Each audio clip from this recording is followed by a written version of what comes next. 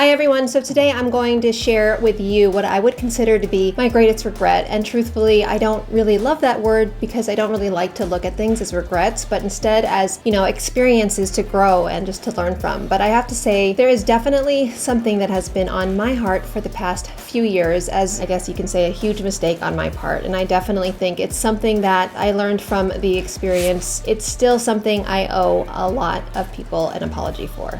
So here we go.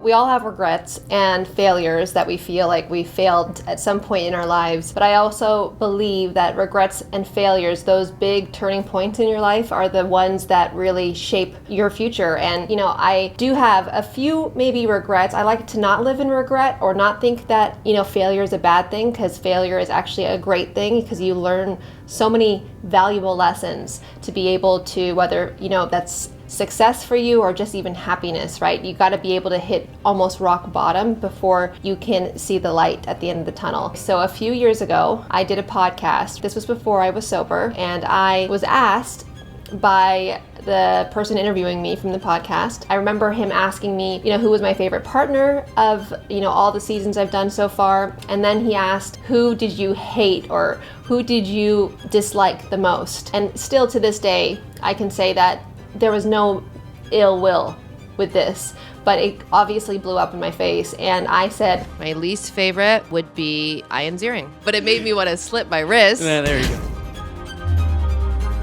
This is me saying I am so sorry to have hurt Ian or to hurt anyone who has thought about suicide or who may have gone through something similar. And I realize and I regret saying that. Ian Ziering is a great guy. At the end of the day, that was my 4th season on Dancing with the Stars. I actually wrote very nice things about Ian in my first book that came out years ago, Dancing Lessons. And I do mean every single word that I wrote. Now, as far as this podcast goes, and people still keep asking me to this day, like, who did you hate dancing with? They're waiting for me to say Ian Ziering. And I do apologize to Ian though, and I am so sorry if I started such drama between us, and know that I was young and dumb and I totally regret it, and I hope you can accept my apology. And to all the fans out there and people who heard about that interview and took it personally, that was never my intention, and I also apologize.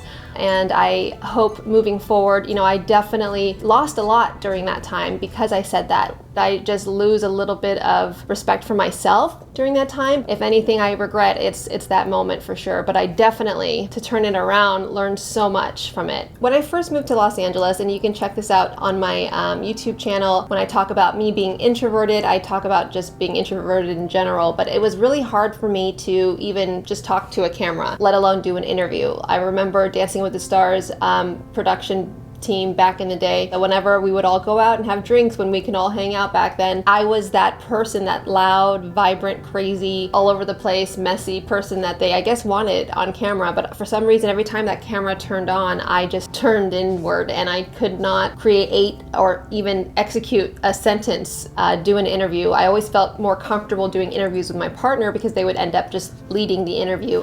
And I was comfortable being in the back seat like that. But I also believe that because I'm so comfortable now in front of you guys, and a lot of it has to do with like all of my amazing fans and followers who make it a safe environment for me to express my true self, I do have to censor, even though on YouTube, this is my channel, it's still uncensored, but like when I do other interviews, I tend to continue being uncensored. And at first I thought it was like funny, the reaction would be people laughing, so why not continue to be self-deprecating? And then I heard a few interviews recently and I was like, that is just not cute. Telling myself all these horrible things in my head, and I'm trying to make a joke out of it and make it light, and really it's not funny. It actually is pretty sad. I realize I'm not the best communicator, and I'm working on this as well in therapy. My tone, first of all, so monotone. This is me happy, sad, mad, angry, whatever. People don't know when I'm joking and when I'm not. So, but I have to be sensitive to, the fact that I definitely have a platform and we have little girls maybe watching this and wanting to look up to somebody like me, and then I turn around and just start swearing like a sailor, and it's just not cute. At first I thought it was funny, and now I'm maturing and realizing that I do need to think about what I say before I say things. So at first, I think when this all exploded in my face, I don't even remember the year,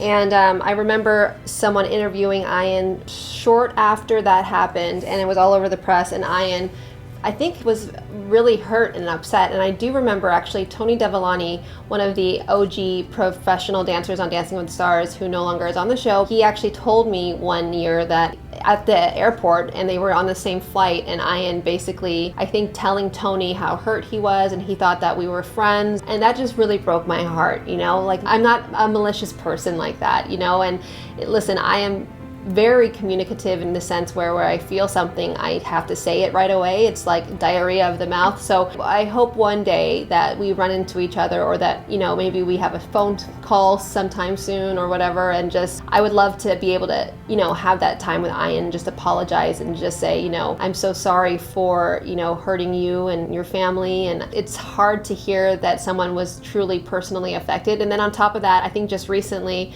you know, the 90210 cast got back together, and there was a Peach Pit scene. I think Sasha Farber, one of the professional dancers, DM'd me. He did say some sort of catty comment on 90210 that clearly was something he wrote, or something that was specifically wanting to get back at me. I'm not going to take it personal. Listen, I deserve it, so it's all good. So I guess, you know, the reason for me doing this is because, you know, I want to hold myself accountable. I truly do want to apologize. In a way, this was also a regret, but also a little bit of a failure on my part, because I do hold myself up to standards. I do have morals and I have beliefs, and I guess you can say, especially back in those days when I would be drinking, I had no filter, and not in a good way. You know, there's a difference of being uncensored like I am with you guys and raw and real, versus being spiteful and trying to get a laugh even though at someone else's expense. You know, it's something that I will take away with me forever, and realize, look, everyone has feelings, we're all human. I am an influencer, so I need to be careful with what I say. It was completely out of line and inappropriate, and this is something that's been weighing on my shoulders for a few years, especially to Ian Ziering and his family, that I deeply am so sorry for hurting you and hurting people who may have had more belief in me and thought that, you know, I'd be classier. So that's definitely my biggest regret, just being reckless with my words and hurting people that really just didn't deserve it. I want to say I'm truly sorry one more time to Ian and everyone else who was affected by my comments. I really learned a lot from that experience and have been committed to really trying to do better and be better with how I use my voice ever since. I hope that sharing this story might help others also to remember that the things we say really truly matter, and that it's just so important to be kind to one another, especially right now. I'm so thankful for each of you that have joined me here on my channel, and that you guys, you know, have created such a safe space and letting me just be my uncensored self with all of you. Hopefully you'll join me for another video next week, and until then, sending you all so much love and light. Bye.